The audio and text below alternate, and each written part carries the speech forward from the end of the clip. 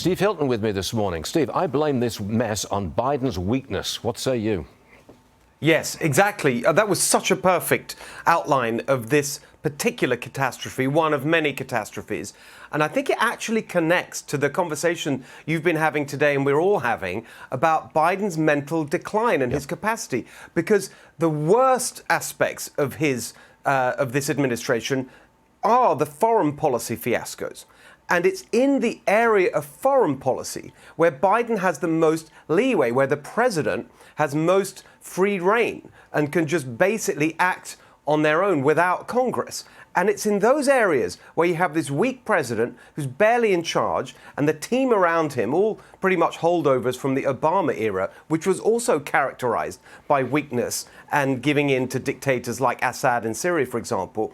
And it's because of that that the foreign policy of the United States has gone so far off the rails. Yeah, people don't have confidence in us, that's a fact.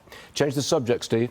Electric vehicle sales falling in California. Tesla sales down more than 10% in the fourth quarter. Some greenies are worried that California might miss its climate goals. So, Steve, what's going on here? Are Californians sick of Teslas? They do all look the same. Charging stations are having their difficulties.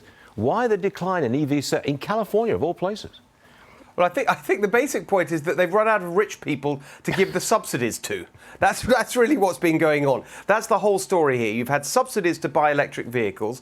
It's mainly been to the affluent. So you go to places like the Bay Area where, you know, big tech is based. Like every other car is a Tesla. But regular people do not want electric vehicles. Working people don't want them. They are not reliable enough. The charging network isn't there yet, etc. So the market demand isn't there, even in California. And this is the point that the industry is waking up to. And that's why you saw all these stories, one after another. Hertz selling off its electric vehicle fleet, GM cutting back, cutting production, Ford as well, because the market isn't there for it and the government continues to try and push it. The politicians want you to have it, but the people are saying no.